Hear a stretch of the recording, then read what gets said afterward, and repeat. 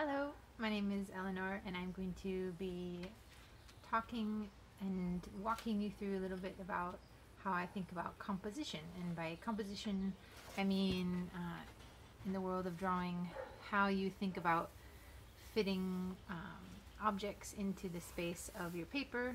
In my case, I'm going to be showing you just different ways to think through composing in a small scale from something big. So I'm sitting in my backyard just looking at this big space and thinking about how I can reduce it down to something small. And a couple of tips that we'll talk about along the way include thinking like a camera, like you do with your phone, and maybe making a pinhole with your hands, a viewfinder, to kind of search around the space that you live in for an interesting composition. Mine's going to include that tree back there and some of this shed and some of that roof because there's some really nice angles. And let's get started. So I am working today just with a black colored pencil so you can see my image pretty well, but any sort of crayon or pen or drawing utensil that you have on any kind of paper or cardboard will work, because this is not really about making something that you want to keep unless you really come up with something you find interesting. This is mostly about thinking about how to compose shapes within a rectangle or a square. So because my book is so big, I'm again going to just make my job easier and make a small rectangle like this to help myself think through that space. And again, composition, thinking about how we can divide this space into different shapes. Now, in the real world, we don't typically see objects smack in the middle of our day or in our vision. We tend to see things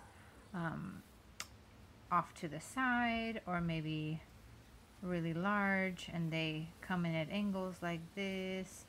So when we're composing, typically we want to avoid this, and this kind of center image with the line in the middle, because that's not our life experience. So keeping that in mind as a little tip, when I looked through my little viewfinder, I found a composition that I liked, and so for me it felt like it might be best done like this on the vertical. So when I'm looking out at the world, what I see in the top corner of the composition that I chose is a tree coming in at an angle, which is kind of nice, and it hits the roof of this shed that I'm really interested in, and I'm going to record that here with really simple lines because I'm not exactly looking to make an accurate record of what I'm looking at yet. That would come later. Right now I'm just asking myself, is this interesting? Does it fill up my shape? There's another roof back there from a neighbor's house, and then there's actually another tree that comes in there. That's kind of interesting. I'm going to change, because I broke my pencil, to a pen.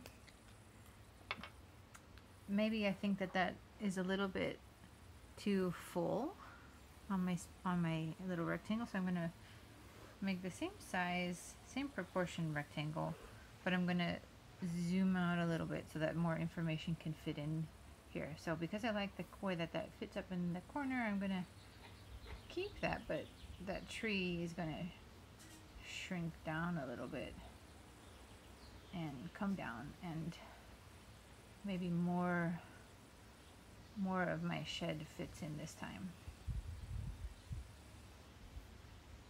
So that roof is now just a little bit smaller. There's more space on this side. You can see both edges.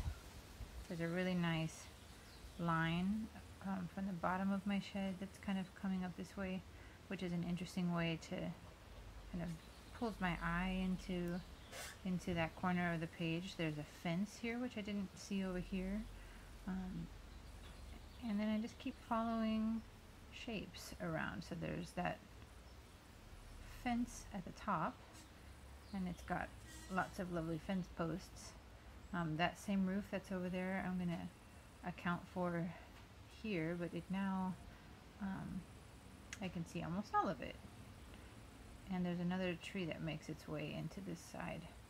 And there's a bit of tree again that comes up here. So there already I've got two similar but slightly different compositions of the same space. And I can start thinking through these and asking myself which one of these would make a more interesting drawing or painting or photograph, or do none of them make an interesting one. Maybe I want to go back and do some more.